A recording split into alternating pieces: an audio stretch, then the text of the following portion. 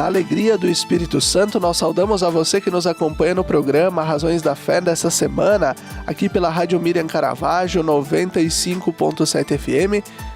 Agradecemos a você que nos acompanha na quarta-feira, na estreia do programa, das 8 às 9 da noite. Você que nos acompanha também pelas redes sociais, YouTube e Facebook da Diocese de Caxias do Sul, também na sua estreia, a partir das 8 da noite de quarta-feira, depois quem vai nos acompanhando ao longo dos demais dias.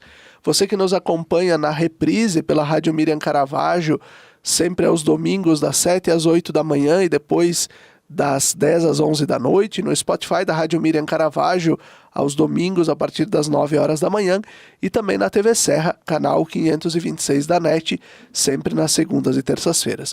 Obrigado a você pela audiência, pela companhia, e nós te convidamos a se inscrever no canal da Diocese de Caxias do Sul no YouTube. Basta procurar por Diocese de Caxias, ativar o sininho para receber as notificações e tudo aquilo que nós publicamos a cada semana, inclusive o próprio Razões da Fé. Nosso programa desta semana traz um tema que é um pouco delicado, mas ao mesmo tempo um tema que desperta curiosidade e aquilo que a igreja sempre busca também e se esforça para estudar cada vez mais, os milagres eucarísticos. E por isso nós vamos trazer o tema: milagres eucarísticos, crer ou não? E nós temos aqui como convidado, no estúdio da Rádio Miriam Caravaggio, o padre Daniel Danioluso Zatti, mestre e doutor em teologia pela Pontifícia Universidade Católica do Rio Grande do Sul, doutorando em teologia pela Pontifícia Universidade Católica do Rio Grande do Sul, e também sendo que este doutorado que ele está fazendo está sendo com um período sanduíche no Boston College, e também atualmente ele é pároco da paróquia São Ciro em Caxias do Sul. Obrigado, Padre Daniel, pela tua presença. Obrigado, Felipe, pelo convite e saúdo a todos os nossos ouvintes de diversos veículos de comunicação. É sempre uma alegria podermos tocar em temas que envolvem a razão e a fé. Esse programa Razões da Fé tem levado muito esclarecimento aos nossos fiéis católicos e também cristãos em geral aqui da nossa diocese e todos que nos acompanham com questões pertinentes, porque todo o bom cristão hoje deve dar sim razões da sua fé para si mesmo e também como atitude missionária. Obrigado mais uma vez, Felipe, pelo convite e por levantar um tema tão instigante. Muito bem. Nós queremos aproveitar e acolher agora os nossos novos ouvintes da Rádio Amar e Servir. Rádio Amar e Servir, que é dos jesuítas, lá do estado de São Paulo, e que a partir agora do mês de fevereiro de 2026, eles iniciam a veiculação do nosso Razões da Fé também naquela emissora. Nosso programa chegando a vários cantos do Brasil, do mundo, né, nessas novas plataformas. Padre Daniel, para começar, o que são os milagres eucarísticos? Ou ainda, primeiro, o que é a Eucaristia, para depois contextualizarmos os milagres eucarísticos? Ótima pergunta.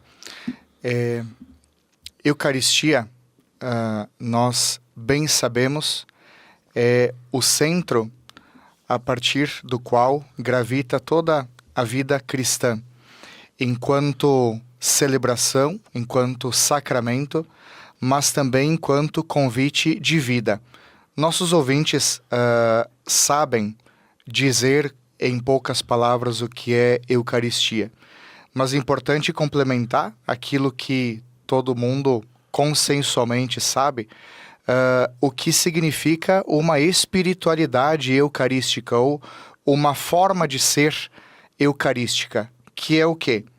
É assumir com proximidade a nossa vida dessa decisão de Jesus Cristo de se tornar pão, ou seja, acessível e alimento elementar para gerar vida.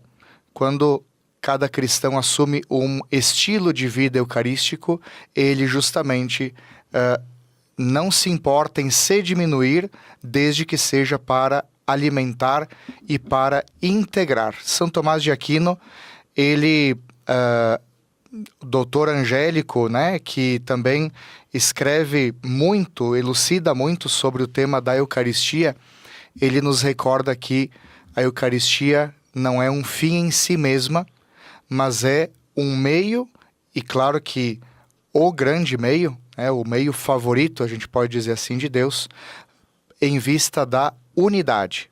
Essa palavra é muito importante. Eucaristia está a serviço da unidade. Beleza.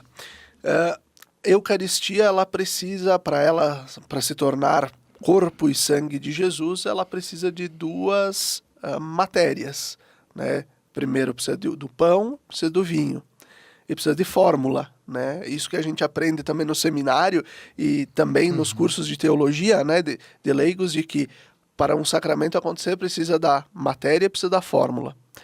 Então, Padre Daniel, qual é a fórmula para nós termos a Eucaristia? Quando se faz a Eucaristia?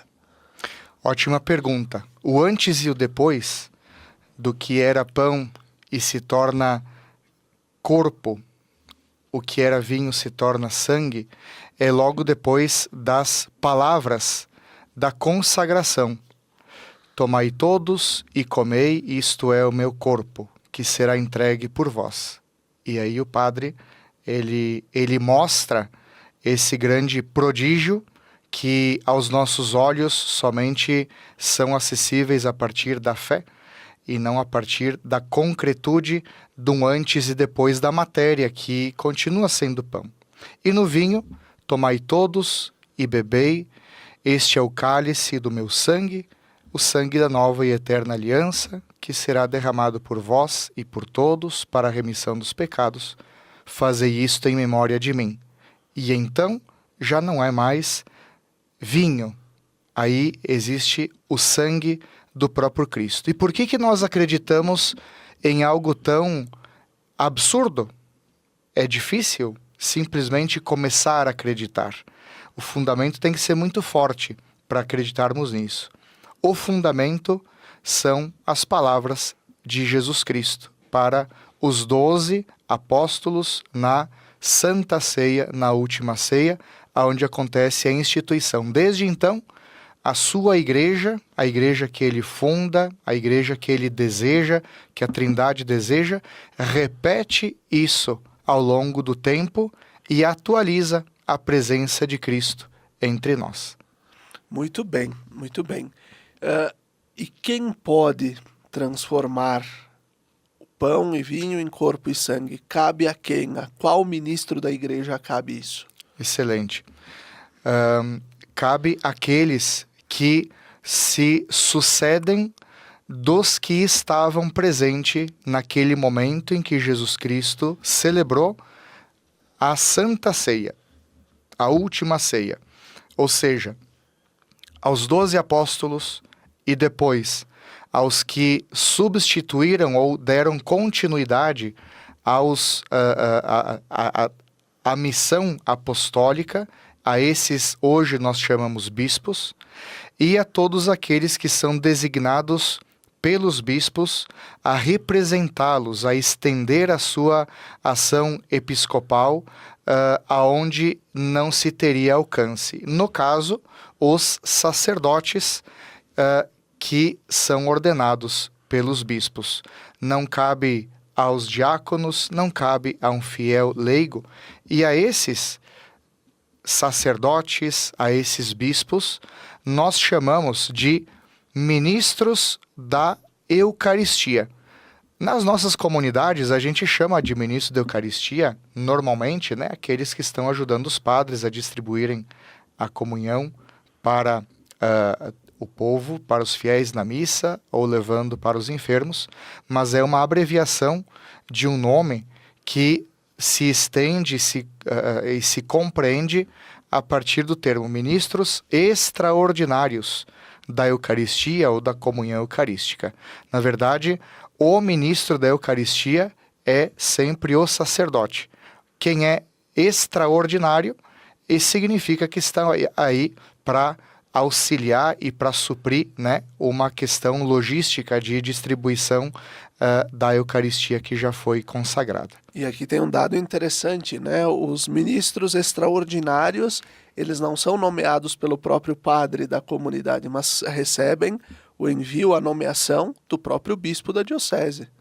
Exato, esse olhar de unidade se manteve ao longo dos séculos e nós sabemos que, em termos práticos, quando um bispo permite que um padre escolha tal ou tal pessoa para receber, então, essa delegação de ministro extraordinário da comunhão eucarística, o padre só faz isso porque o bispo também faz esse pedido, né? Mas, formalmente, cada ministro extraordinário está ligado ao bispo e, sobretudo, cada ministro da Eucaristia, que é o sacerdote, está ligado ao bispo. O bispo é, de fato, o grande pastor, a grande figura de referência pessoal de cada diocese.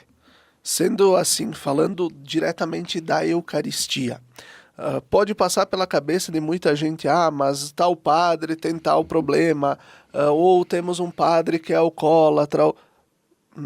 Quando ele está presidindo a Eucaristia, não é o padre que fala por si, não é mesmo? Exatamente. Esse é um ponto muito importante e na história controverso, porque quer dizer, normalmente se espera de um sucessor dos apóstolos e também de um sacerdote, de um ministro ordinário da Eucaristia, que carregue consigo um testemunho forte de seguimento de Jesus Cristo. Mas nós temos experiência desde a Santa Ceia que as coisas ainda não são como Deus as planejou e como Deus as quis. Já na Santa Ceia, nós tivemos aí a figura de Pedro, que depois trai Jesus. A gente tem a figura de Tomé, que não acredita. A gente tem a figura de todos os demais, com exceção de João, que fogem. E, sobretudo, a de Judas Iscariotes, que trai. Assim aconteceu a primeira missa. Essa é a realidade da primeira missa da história humana. Com o tempo, evidentemente, sobraram padres, bispos, santos, no silêncio, na sua discrição, mas também vêm à tona aquelas situações de um cansaço no caminho, de tentações que são cedidas, e isso faz parte da história do clero, não só da história humana. Nós celebramos cada Eucaristia iniciando pedindo perdão pelos nossos pecados, porque sabemos que somos assim. Não somos como Deus quer que sejamos ainda, mas estamos todos a caminho. E quando se trata de um sacerdote que talvez publicamente não deu o melhor testemunho de vida cristã, o testemunho que a comunidade gostaria de ter, vale ou não vale a Eucaristia que ele celebra? É válida ou não aquela consagração do pão e do vinho? Claro que é. É sim, porque se nós fizéssemos ou acreditássemos que a Eucaristia, na sua eficácia, está vinculada ao testemunho do Padre apenas, então nós estaríamos diminuindo o fato das palavras de Cristo. Estaríamos diminuindo o poder de Deus, a visão que temos de poder de Deus, transformadora, completamente transformadora. Para isso,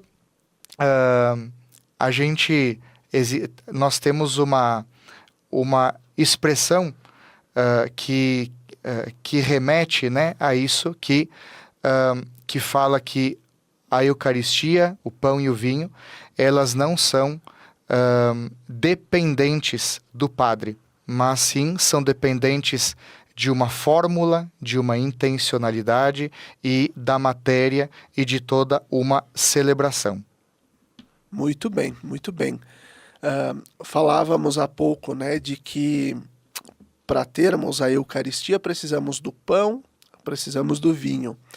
E de uma forma bem prática, o que é aquele pão, né? Qual é, do que ele é feito, e por que ter vinho, e por que misturar água no vinho, e por que ainda depois, na hora do Cordeiro de Deus, o padre quebrar um cantinho da hóstia para mergulhar no cálice?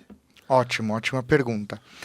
Apenas complementando a última pergunta, a expressão ex opere operator, né? Eu fiquei devendo na minha fala, eu estava tentando lembrar, que significa que o sacramento acontece por si e não por vínculo com o testemunho dado por quem opera, né? Aquele sacramento. O pão eucarístico, ele é feito de trigo e água, farinha e água. Esse é o pão eucarístico. O vinho do padre, né? A gente sempre ouve, né? Alguém vai brincar lá nas festas da comunidade e tal, o padre tomou, como é que é o vinho do padre, etc, né? Então, o vinho do padre, entre aspas, mas o vinho da missa, né? Que é o vinho de todos. Inclusive, na nossa paróquia, nós distribuímos sempre sob 2 espécies a comunhão, nas quintas-feiras, fazendo, então, referência ao banquete nas 2 formas, né? De forma completa. E já fica o convite, Paróquia São Ciro, toda quinta-feira, às 19 horas. Esse vinho, ele deve ser feito apenas com a uva, sem aditivos de conservantes e etc, etc. O que faz com que seja necessário, falando nisso, né, que haja mais açúcar para maior conversão em álcool e, portanto, para maior conservação. Para que a conservação seja feita de maneira natural, é que ele é diferente. É um vinho licoroso, por assim dizer. Se não fosse assim, precisaríamos colocar aquilo que se coloca normalmente, né? Algum aditivo de conservante, né? Que a indústria química faz. Mas isso adulteraria a espécie. E sabemos que, na época de Jesus, assim é que se conservava o vinho, assim é que se comia o pão. Portanto, o vinho na missa, o pão na missa, o corpo e sangue de Cristo, eles têm a matéria o mais próxima possível daquela da Santa Ceia. Muito bem. E por que, na hora do Cordeiro de Deus, quebrar um pedacinho da hóstia e colocá-la no cálice? E ainda, por que botar a água no vinho? Aquela gotinha de água? Ótimo. Essas são tradições bastante antigas que foram assumindo um significado teológico ao longo do tempo. Mas a base, começando pela pequena fração do pão que o padre põe no cálice, né? No início do cristianismo, quando não chamávamos ainda a missa de missa, chamávamos de fração do pão, acontecia uma prática sinalizando a unidade das comunidades cristãs de se pegar um pedaço da hóstia de uma missa, e ela era reservada, e se levava para uma outra comunidade, e aí, no momento pós-consagração, o pedaço do pão da missa daquela outra comunidade era embebida no cálice de vinho da missa dessa comunidade atual. Era um sinal de unidade, de vínculo sacramental, de estarem todos participando do mesmo corpo e do mesmo sangue de Cristo. No caso daquela gota d'água, né, antes de iniciarmos a consagração, ou melhor, ainda no ofertório, né, antes da consagração do vinho, o primeiro sentido era o seguinte: como não existia conservantes químicos para as bebidas alcoólicas na época de Jesus, inclusive o próprio vinho, ele surge inclusive com uma forma de de armazenar a uva, né? Quer dizer, como é que você colhe a uva e consegue armazenar ela por bastante tempo, que não transformando ela em vinho, de fato, que não estraga, que se conserva por causa do álcool. Pois esse vinho, ele no início era bom e no fim era ruim, ficava azedo, ficava amargo, aquele vinho envinagrado que às vezes a gente infelizmente toma quando deixa meio ano a garrafa de vinho aberta na geladeira, né, Felipe? Mas não que o Felipe tenha feito isso, tá? Só tô falando porque a gente se conhece. Então, imagina só, quando você recebia um hóspede na sua casa, como é que você vai oferecer algo que faria mal para o estômago? A melhor forma de acolher a visita era colocando um pouco de água no vinho, diluindo aquele vinho, que ainda era vinho, ainda era nutritivo, era bom, mas não seria tão forte assim. A igreja assumiu na sua ritualidade esse sentido de colocar água no vinho como um sinal de acolhida, mas claro, atribuindo outros elementos teológicos. Por exemplo, a nossa humanidade que se dilui na divindade de Cristo, o nosso pecado que se dilui na graça misericordiosa de Deus e assim por diante, né? Então, esses que são os sentidos do pedaço de pão e da gota de água dentro de todo o ritual aí da consagração. Muito bem. Nós vamos concluindo o primeiro bloco do nosso programa Razões da Fé, e depois no segundo bloco e no terceiro a gente vai entrar diretamente nas questões dos milagres eucarísticos, mas era importante dar essa introdução para sabermos do que estamos falando, sabermos daquilo que a gente daquilo que se professa, daquilo que se vive na vida da igreja, para depois poder então entrar nesses outros fatos extraordinários com a Eucaristia. Nós recordamos que o Razões da Fé tem o patrocínio de trabalhos acústicos, sons que elevam a alma em igrejas e capelas. Conheça o nosso trabalho no Instagram, @trabalhosacústicos. Fique com a gente, até daqui a pouquinho.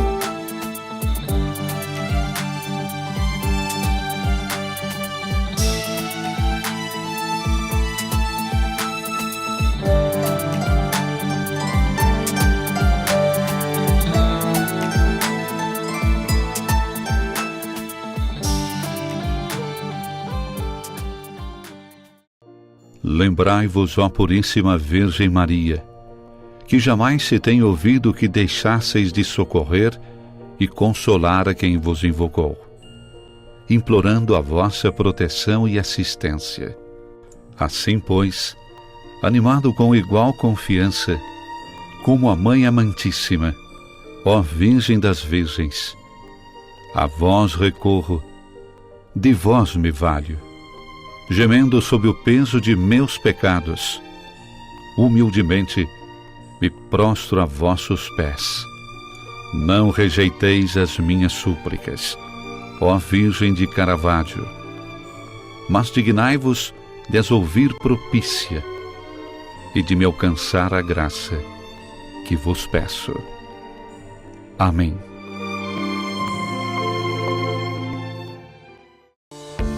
Você já se perguntou o que é essencial para a sua saúde?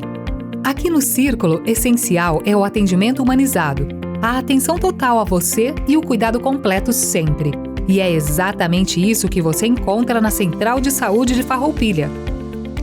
Estamos bem no centro da cidade, com atendimento de especialistas, posto de coleta do laboratório, vacinas, ambulatórios, saúde ocupacional e um centro de cardiologia referência.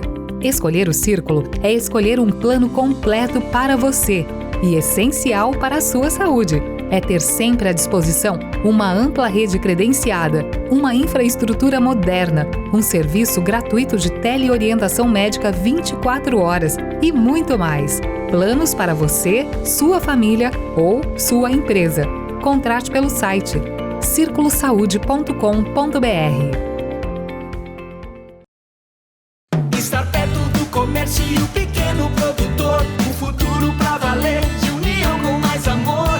É minha cidade que vejo crescer, a felicidade a poucos metros de você. Valorize o que é daqui, Farroupilha caminhando pro futuro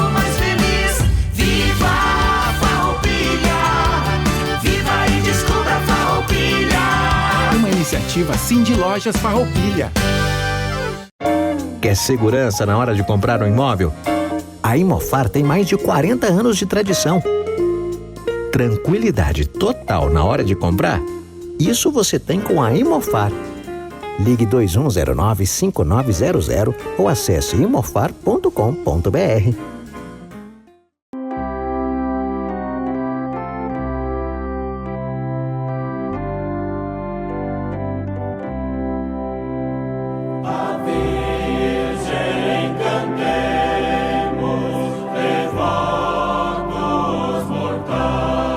De segunda a sexta-feira, sempre às 17 horas e aos domingos às 11 horas, acompanhe a transmissão da Santa Missa direto do Santuário de Nossa Senhora de Caravaggio.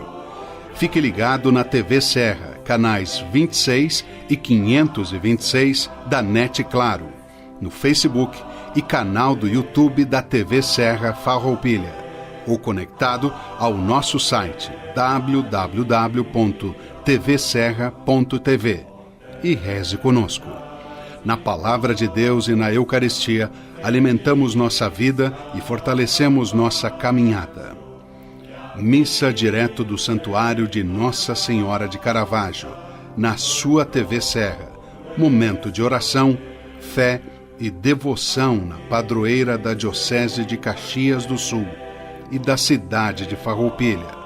Patrocínio Tramontina, o prazer de fazer bonito.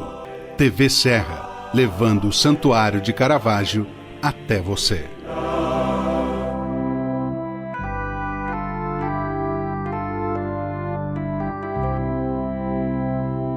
De todos os lugares, Mãe de Caravaggio, fiéis aos milhares, vos vem suplicar.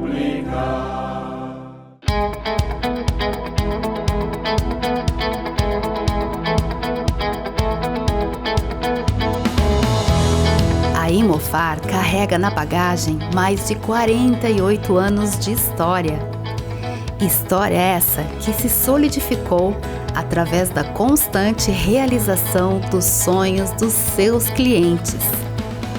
A Imofar conta com uma equipe qualificada, pronta para oferecer um atendimento de excelência durante toda a jornada.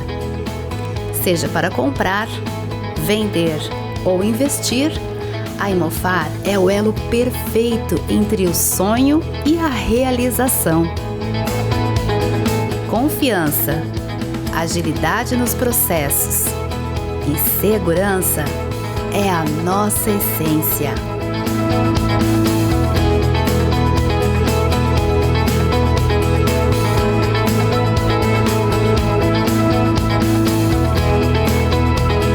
Venha nos visitar ou acesse nosso site e explore todas as oportunidades.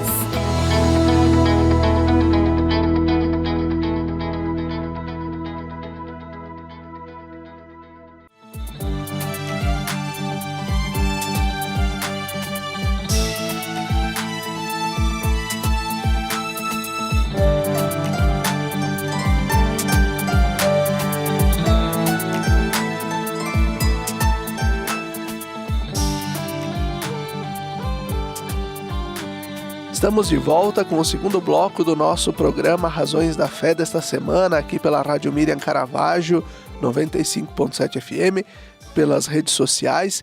Nós temos aqui como convidado no programa desta semana o Padre Daniel Dagnolus Zatti, que é pároco da paróquia São Ciro, em Caxias do Sul, e que está desenvolvendo seu doutorado em teologia pela Pontifícia Universidade Católica do Rio Grande do Sul, com o seu um período sanduíche, chamado assim, no Boston College, nos Estados Unidos. Padre Daniel, nós estamos falando aqui sobre a questão dos milagres eucarísticos e com o tema milagres eucarísticos, crer ou não? E essa justamente é a primeira pergunta deste segundo bloco. Crer ou não nos milagres eucarísticos? Claro. O milagre eucarístico, ele é um fenômeno que não é recente, talvez por conta da igreja ter elevado aos altares São Carlo Acutis, que fez um apostolado muito bonito na internet com esse tema, tenhamos agora falado mais sobre isso. Mas desde o século III, já no Egito, nós temos registros de um primeiro milagre eucarístico. São aproximadamente 140 milagres eucarísticos reconhecidos oficialmente pela Igreja ao longo desses praticamente 2.000 anos de história, né? Vamos colocar 1.700 anos de história. Os milagres eucarísticos, eles são uma das categorias de milagres que existem, né? Milagres de cura, milagres de bilocação. Quando nós falamos de milagres de aparições, por exemplo, as marianas, né, das quais a gente é muito próximo, sobretudo aqui em Caravaggio, falar de milagres eucarísticos, estamos falando de uma das categorias desses fenômenos sobrenaturais, materiais. Para que algo seja definido como miraculoso ou não, é importante que se tenha o aval não somente da fé da Igreja Católica, mas das ciências empíricas, de uma medicina, sobretudo milagres eucarísticos vão se aproximar bastante da avaliação da medicina forense, que avalia tecidos do corpo humano, a carne do corpo humano, o DNA humano, e milagres eucarísticos mais recentes puderam receber, enfim, esse cuidado, ser dispostos a partir desses critérios, mesmo sabendo que nós não temos a grande maioria dos milagres eucarísticos tendo passado por esse crivo do que hoje conhecemos por ciência. É importante falar que não aconteceu porque a ciência tal qual nós conhecemos hoje ainda não existia. Mas desde o século XII, aonde houve a maior concentração numérica de milagres eucarísticos na história do cristianismo, nós também começamos, enquanto igreja, a nos organizarmos mais em relação aos processos de canonização de santos, e esses processos de canonização começaram a envolver, desde cedo, a medicina na averiguação da veracidade ou não de determinada cura. E acompanhando essa esteira, nós temos uma grande parte de milagres que a Igreja Católica deve atestar a autenticidade, acompanhada das ciências humanas e das ciências naturais. Isso é bem importante se colocar. Milagres eucarísticos não fogem disso. Milagres eucarísticos existem sempre como sinalização de Deus para um chamado de atenção sobre tudo aquilo que nós falamos no primeiro bloco.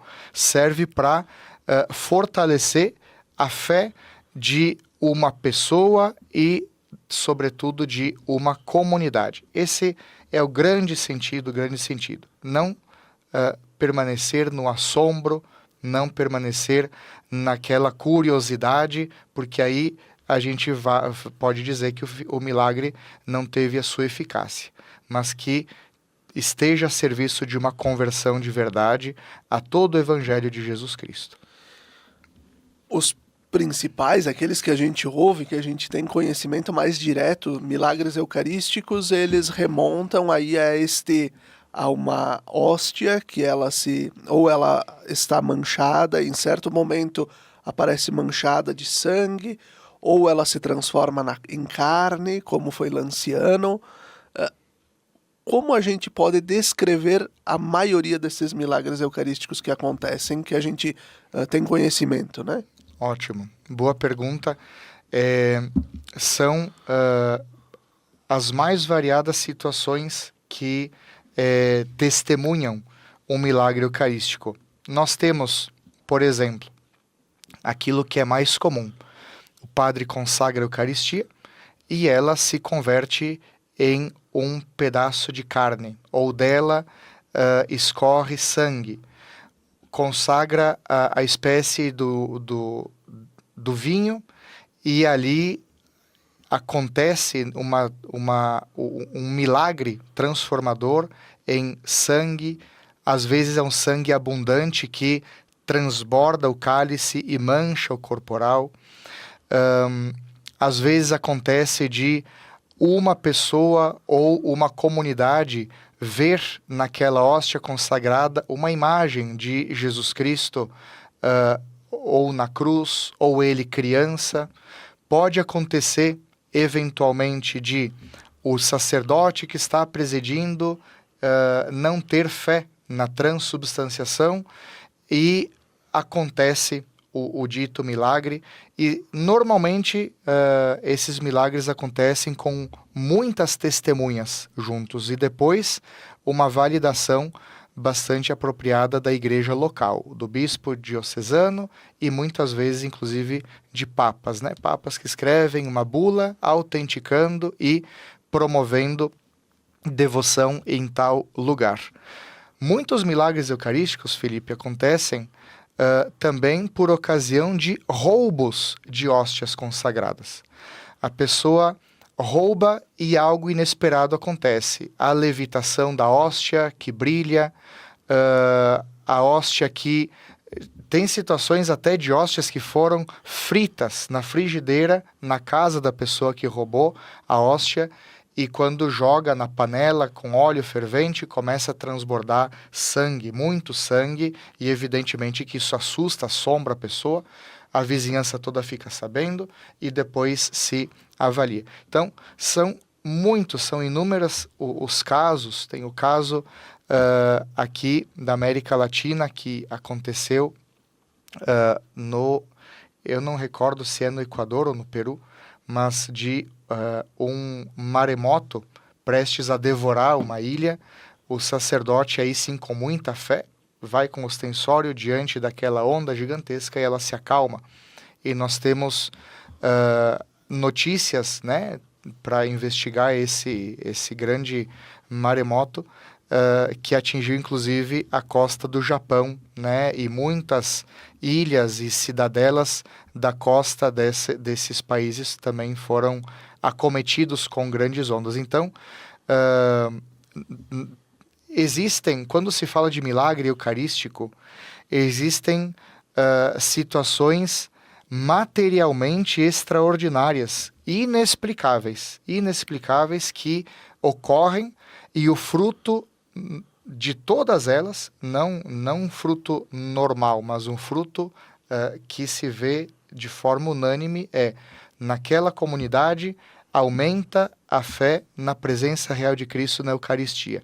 O milagre eucarístico não serve para nos atiçar a curiosidade e desejar que aconteça aqui numa missa em Caravaggio o milagre eucarístico. A gente não fica desejando isso, mas nós recolhemos aquilo que Nosso Senhor decidiu nos mostrar, aquilo que a ciência não consegue explicar, não tem uma palavra final, permanece uma palavra de espanto, de dúvida, e que gera, então, um maior comprometimento das suas testemunhas com as exigências da vida eucarística. Muito embora tu falaste há pouco que a gente não está numa celebração diretamente esperando, né, um milagre eucarístico acontecer, ele desperta a curiosidade, né? E, de certa forma, tem algo de misterioso aí no meio, né? O que poderíamos falar sobre isso? Tem um vídeo na internet que é muito interessante no YouTube da Basílica de Lourdes, na França, em que o padre, quando estende a mão sobre as oferendas para a sua consagração, a hóstia levita sobre a patena, né, sobre o pratinho, né, que guarda ali a hóstia durante a celebração. Temos um quê de curiosidade, mas temos um quê de mistério. Como falar um pouquinho disso também? Claro, e são Esse é um vídeo bastante conhecido, tem alguns outros também recentes que despertam a nossa curiosidade.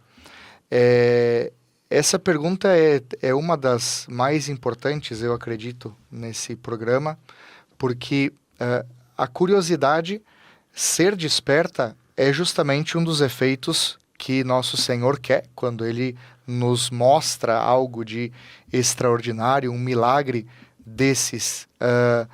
Lembrando que nem tudo aquilo que aparentemente é milagre, a Igreja Católica vai afirmar que seja de fato, né? Ela é bastante criteriosa antes de dizer confiem nessa narrativa, confiem no testemunho sobre tal e tal fenômeno. Mas, quando confirmado, a gente sabe que existe uma curiosidade por detrás disso que pode ter, por si só, dois efeitos. Ou deixar simplesmente que seja mais uma dentre tantas histórias que nos contam, que são lidas, que são narradas, ou pode ser um efeito, que é o efeito que se quer, que nosso Senhor quer, que é justamente gerar essa preocupação pela busca pela verdade. Quando a gente fala do atual contexto sociocultural do século XXI, nós estamos em 2026 agora, ainda vigora nas gerações que estão vivas uma grande confiança no aval das ciências empíricas sobre como elas explicam a realidade, como funciona o mundo. E muitas pessoas, sobretudo jovens, acabam tendo como que uma confiança absoluta no que diz a ciência, no método científico, e isso normalmente pode levar a um fechamento da explicação da realidade somente em relação àquilo que a ciência empírica fala.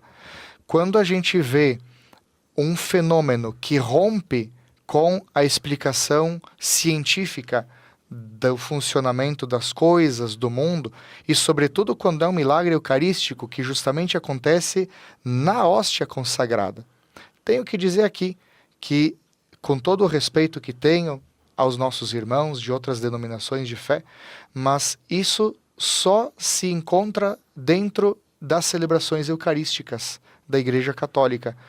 Aí acontecem os milagres eucarísticos. Algo nosso Senhor está querendo falar com tudo isso. É importante a gente perceber. Quando alguma pessoa que não tem uma vida de fé, ou que tem, mas está esmorecida na sua vida de fé, se depara com um fenômeno desses, no mínimo é uma chamada de atenção para o mundo sobrenatural. Ou seja, para uma realidade que é bem maior do que aquela que nossos olhos conseguem enxergar, que a nossa razão consegue assimilar, mas é algo que nos chama para uma vida mais profunda, uma vida mística, uma vida que se prepara para outra vida e utiliza toda essa vida para que ela seja eucarística, em nome da unidade, seguindo Jesus Cristo. E aqui quem está falando não é só o padre Daniel, ele é formado em engenharia química também, então temos alguém que fala também do lado da ciência nesse sentido, né? Exato. A minha formação em engenharia química, há alguns anos atrás, também me ajudou bastante a perceber como é importante assumirmos uma busca por lucidez na interpretação sobre a realidade que nos circunda. E a lucidez nunca passa por negar a ciência, é evidente que não. Nunca se nega aquilo que se sabe, mas também não se para na voz da ciência e se deve assumir aquilo que a nossa razão nos aponta, que é a ciência tem um método bem específico. Esse método nos ajuda a descrever a realidade, ele nos diz como as coisas funcionam, mas não consegue nos responder sobre o porquê ou para que as coisas existem e funcionam. Muito bem. Assim nós vamos concluindo o segundo bloco do nosso programa Razões da Fé desta semana, lembrando o patrocínio de trabalhos acústicos, sons que elevam a alma em igrejas e capelas.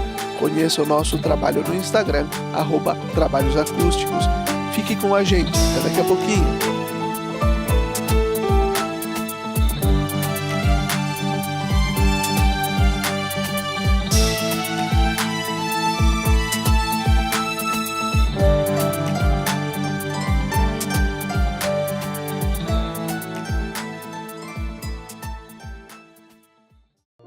Lembrai-vos, ó Puríssima Virgem Maria, que jamais se tem ouvido que deixasseis de socorrer e consolar a quem vos invocou, implorando a vossa proteção e assistência. Assim, pois, animado com igual confiança, como a Mãe Amantíssima, ó Virgem das Virgens, a vós recorro, de vós me valho, gemendo sob o peso de meus pecados, humildemente me prostro a vossos pés. Não rejeiteis as minhas súplicas, ó Virgem de Caravaggio, mas dignai-vos de as ouvir propícia e de me alcançar a graça que vos peço. Amém.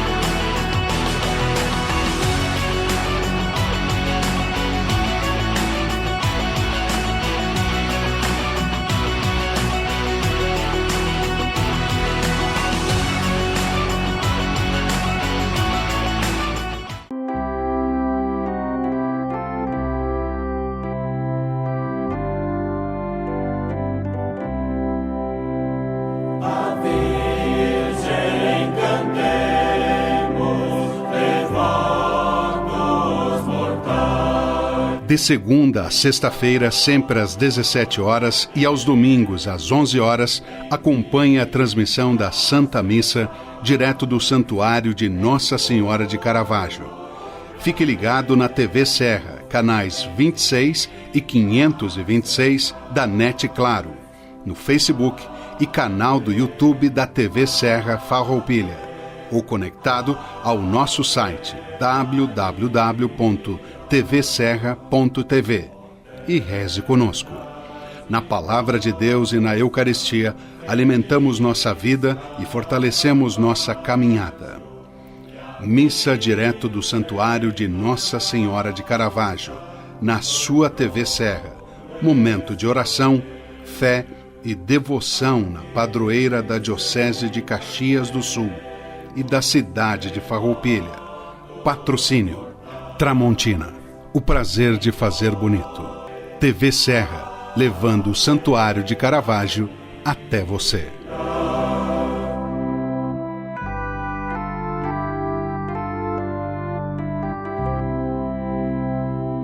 De todos os lugares, Mãe de Caravaggio, fiéis aos milhares, vos vem suplicar.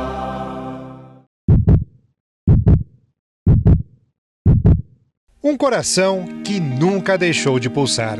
Desde 1934, ele bate no centro de Farroupilha para conectar vidas. Vidas confiadas a nós e tratadas com todo cuidado, carinho e atenção. O Hospital São Carlos se consolida hoje como uma das principais instituições de saúde da Serra Gaúcha. Oferece atendimento especializado com o que há de mais moderno em tecnologia. Mas, para nós, o que mais importa é que você se sinta bem enquanto estiver conosco. Tudo faz parte de uma grande engrenagem, que começa com um acolhedor sorriso na recepção e segue com uma hotelaria eficiente. Na outra ponta, a segurança dos nossos pacientes. A qualificação da equipe é constante, com cursos e palestras, formações fundamentais para operar nosso moderno parque tecnológico. Equipamentos utilizados nos mais diversos procedimentos, especialmente em traumato-ortopedia, para o qual somos referência para 34 municípios gaúchos. Com o objetivo de prestar atendimento de excelência, criamos o Centro de AVC e investimos na modernização da unidade de tratamento intensivo, reconhecida por 3 anos consecutivos com o selo de UTI eficiente. E para proporcionar uma assistência global, o nosso Centro de Especialidades oferece atendimento em mais de 20 áreas médicas para planos de saúde, SUS e particulares. Somos também uma instituição que trabalha para ser econômica e financeiramente viável. As ações vão desde a captação da água da chuva, passando pela instalação de placas solares, até chegar aos investimentos necessários para aumentar a eficiência dos processos. Hoje, o São Carlos atende diversos convênios, buscando contemplar toda a comunidade com um serviço de saúde humanizado, onde o paciente é o nosso maior bem. Um coração que segue pulsando a cada nova vida que nasce na nossa instituição. Hospital São Carlos. Vida que pulsa.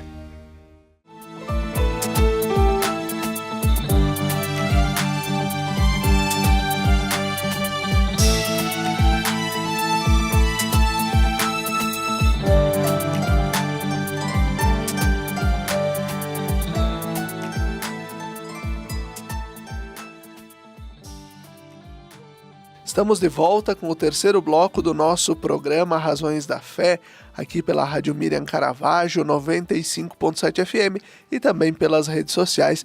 Obrigado a você pela sua audiência e pela sua companhia nesse programa que busca dar razões, dar clareza àquilo que a igreja acredita, aquilo que está nos documentos, aquilo que nós vivemos no cotidiano de católicos, de cristãos, no mundo, na sociedade e também no ambiente eclesial.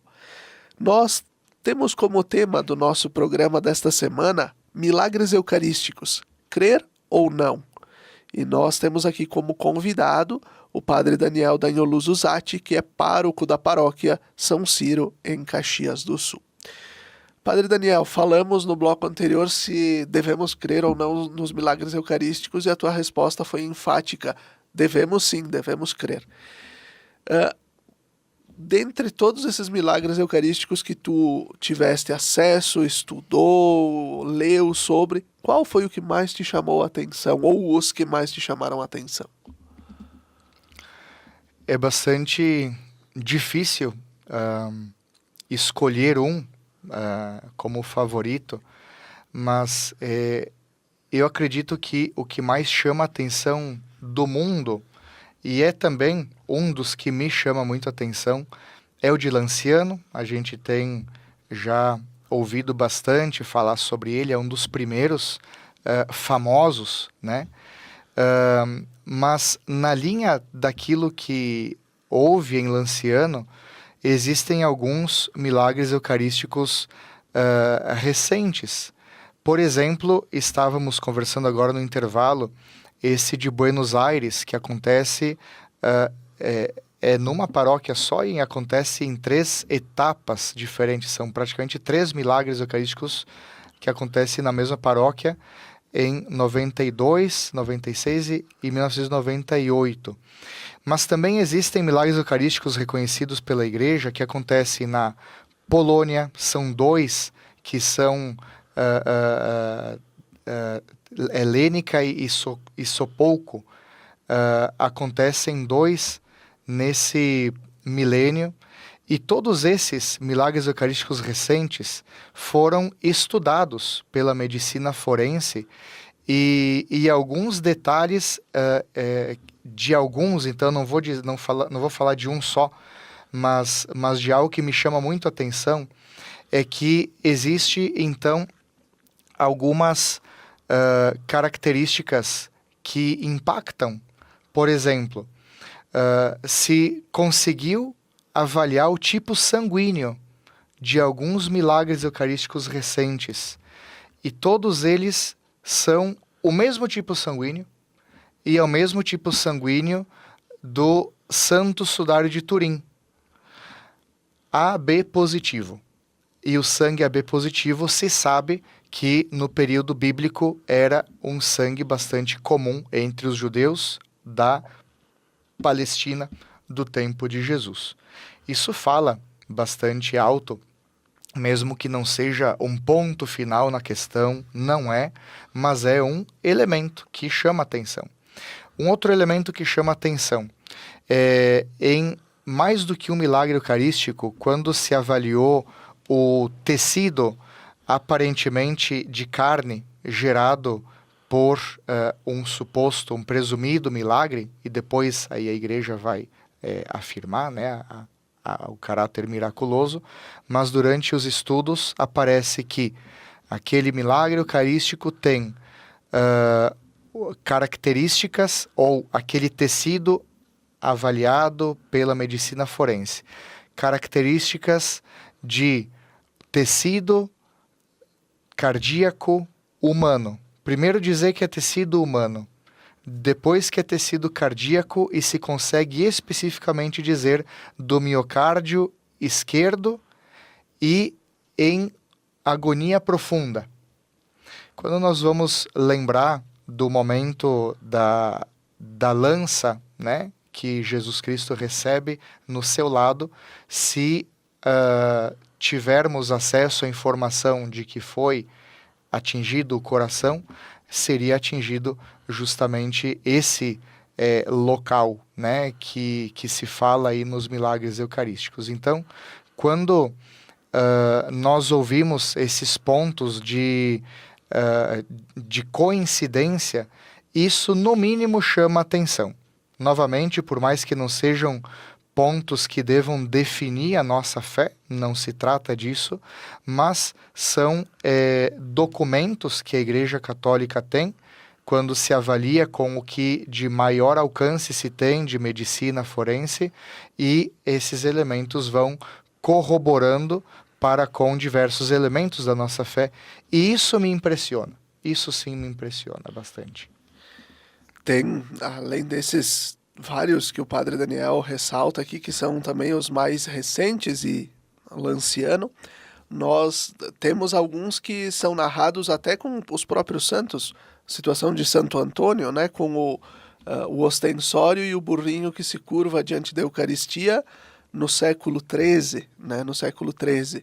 Então, que um homem né, diz que só acreditaria naquele pedaço de pão se o seu burro se curvasse, né? Então ele deixa, e ele desafiou Frei Antônio, Frei Fernando, ele desafia e deixa o burrinho uma semana sem comer, e quando leva o burrinho para adorar a Eucaristia, então oferece feno, oferece comida, e o burrinho não quer a comida, e ele se curva então diante da Eucaristia, diante daquele pedaço de pão que era, né, erguido, sustentado por Santo Antônio. É uma das imagens muito interessantes que está pintada, inclusive, no Santuário Santo Antônio em Bento Gonçalves. Muito interessante porque é uma imagem que também fala de catequese. Eucaristia é catequese pura, não é? Exatamente.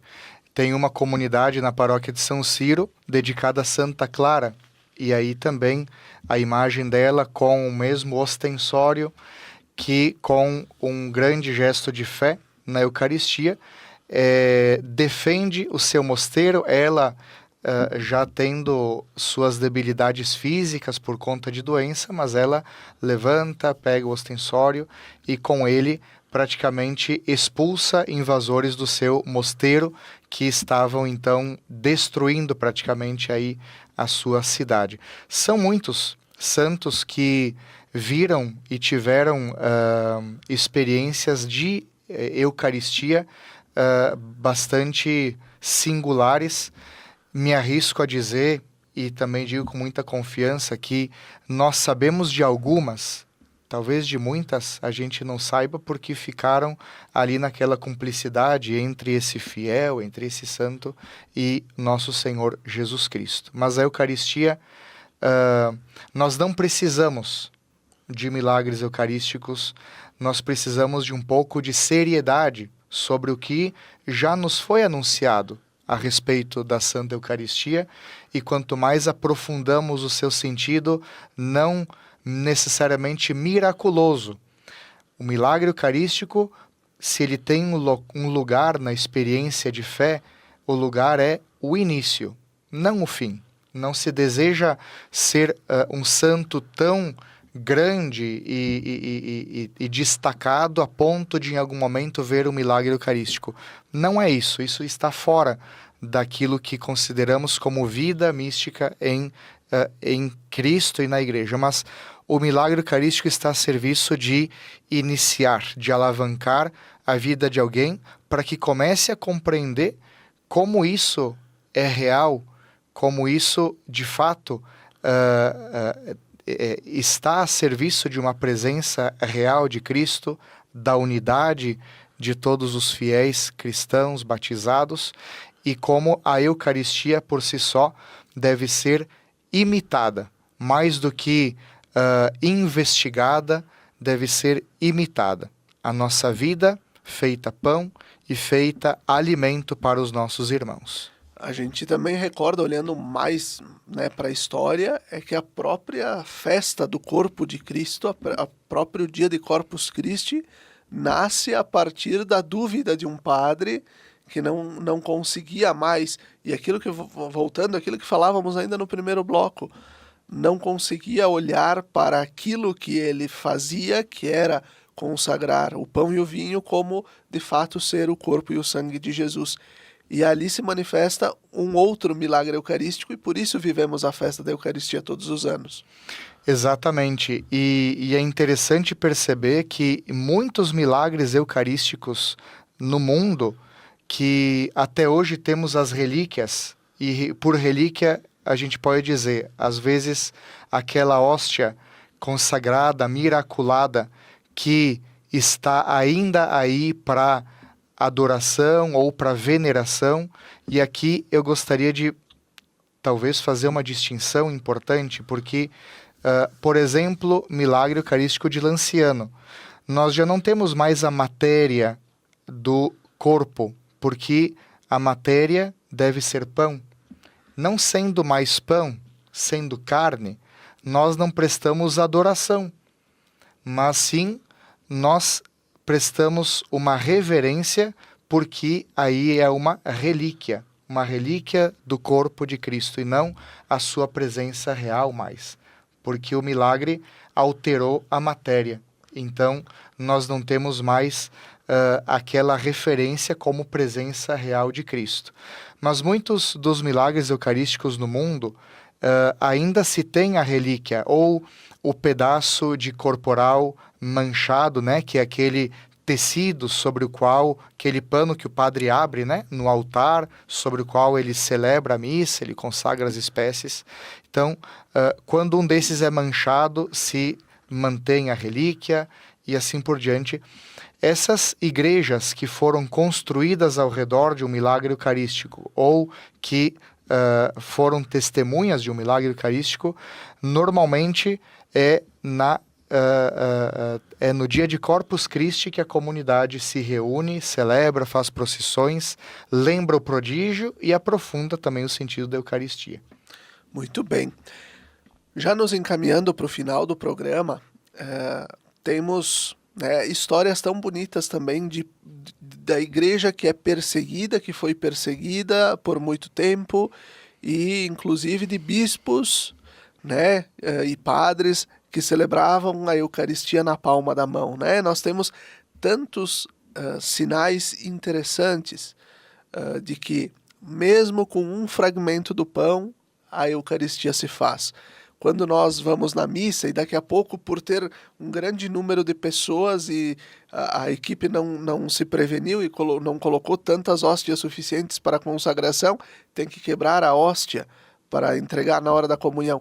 O Cristo está aí inteiro, né? Mesmo na divisão e na fração, né?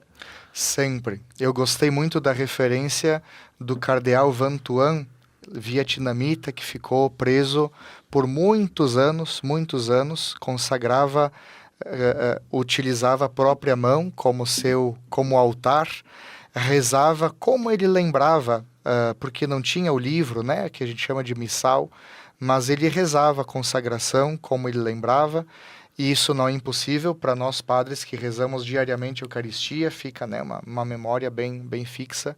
E ele conseguia esse pedacinho de pão, um pouquinho de vinho do carcereiro, e ao longo do tempo, fazendo amizade com o carcereiro, inclusive converte o próprio carcereiro dele, né, ao cristianismo, ao catolicismo. Quando ele é liberto, ele é convidado pelo Papa João Paulo II, o cardeal Van Thuan, a pregar o retiro da Casa Pontifícia de todos os cardeais de Roma daquela época, para ouvirem o seu testemunho, e esse testemunho está escrito no livro chamado Testemunhos da Esperança, que a gente tem acesso até hoje mesmo em português, um livro muito bonito que fala sobre a perseverança de alguém que viveu todas as adversidades possíveis, estando preso, perseguido e tal, a partir da Eucaristia. Quem tem a Eucaristia, quem descobriu a Eucaristia, venceu o mundo, porque não vai encontrar nada mais forte do que ela, para o bem, menos ainda para o mal, porque a Eucaristia é o centro, a Eucaristia é presença real de Cristo em nós, e quando falamos de eternidade, falamos de uma eterna celebração eucarística. Por isso que é tão instigante, atual e necessário, Felipe, falarmos sobre o verdadeiro sentido dos milagres eucarísticos. Quando nós falamos de igreja, de história da igreja e ao mesmo tempo de organização pastoral da igreja, nós percebemos que a igreja é uma grande rede justamente de irmãos e ao mesmo tempo a grande rede do corpo de Cristo. Por quê? Quantas missas nós temos em Caxias, em Farroupilha, em Bento, nas cidades da nossa diocese, num final de semana, pegando num exemplo de um final de semana. E é ali a característica da unidade deste povo de Deus, dessa porção do povo de Deus presente na nossa diocese, que se reúne todas as semanas para celebrar a festa do banquete, né? Exatamente.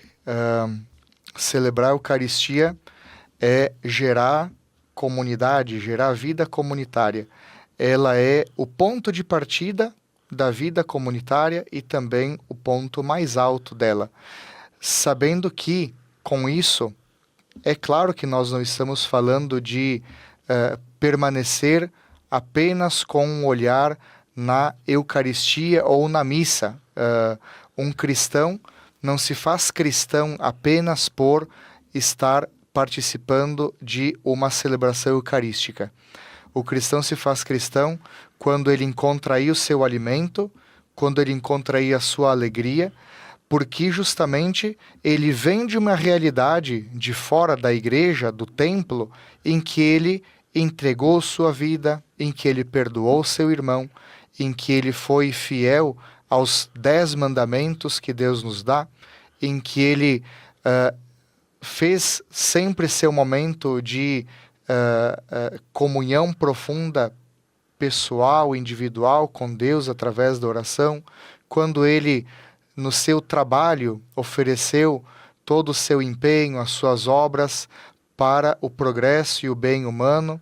Enfim, quando ele viveu a vida, dom de Deus, na integralidade daquilo que se espera de quem vive no caminho do Evangelho de Cristo. Então, Eucaristia, por mais que integre tudo, ela faz parte de um todo muito maior, que é o da nossa vida cristã.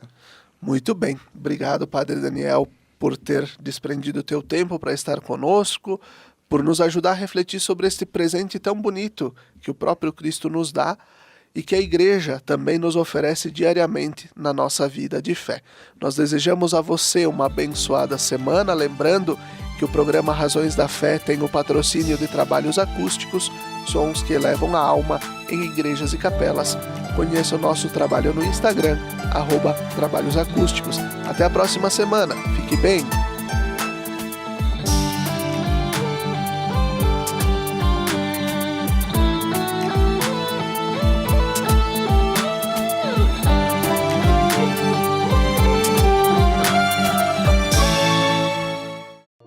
Lembrai-vos, ó Puríssima Virgem Maria, que jamais se tem ouvido que deixasseis de socorrer e consolar a quem vos invocou, implorando a vossa proteção e assistência. Assim, pois, animado com igual confiança, como a Mãe Amantíssima, ó Virgem das Virgens, a vós recorro, de vós me valho, gemendo sob o peso de meus pecados, humildemente me prostro a vossos pés. Não rejeiteis as minhas súplicas, ó Virgem de Caravaggio, mas dignai-vos de as ouvir propícia e de me alcançar a graça que vos peço. Amém.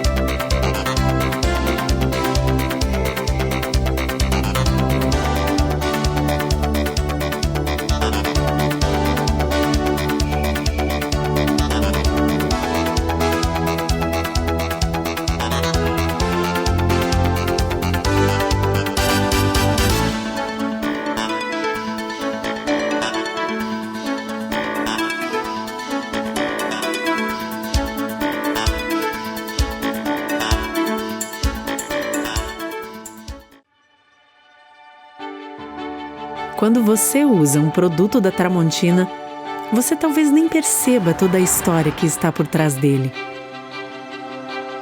Uma história que começou no Brasil em 1911, quando Valentim e Elisa Tramontina abriram uma pequena ferraria na cidade de Carlos Barbosa, interior do Rio Grande do Sul. De lá para cá, a Tramontina cresceu como uma empresa genuinamente brasileira.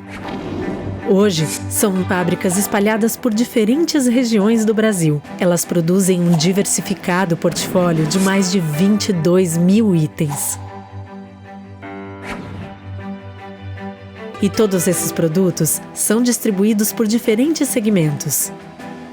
Utilidades domésticas, como facas, panelas, talheres, porcelanas para a sua casa ou o seu negócio, uma linha completa para o seu churrasco. Ferramentas, que vão desde a jardinagem até os segmentos profissional, industrial e automotivo. Lar, com móveis e equipamentos para deixar a sua casa ou seu negócio prontos para fazer ainda mais bonito. E materiais elétricos, para todos os tipos de instalação e reforma. Todos esses produtos chegam ao dia a dia de milhões de consumidores graças ao trabalho de mais de 10 mil funcionários atuando em unidades de produção, lojas conceito, centros de distribuição, vendas online e escritórios de vendas. Pelo Brasil e no mundo. E tudo isso é construído no presente com os olhos no futuro. Como o Tramontina Transforma, uma iniciativa voltada para a preservação de florestas, reciclagem e uso consciente de água e energia, impactando de maneira positiva o meio ambiente e a vida de milhares de pessoas. E tudo isso vem de um propósito que norteia o trabalho da Tramontina todos os dias. Porque a Tramontina é feita de pessoas. Pessoas como você, que se identifica com os nossos valores e que também preza pelo prazer de fazer bem feito. Tramontina, o prazer de fazer bonito.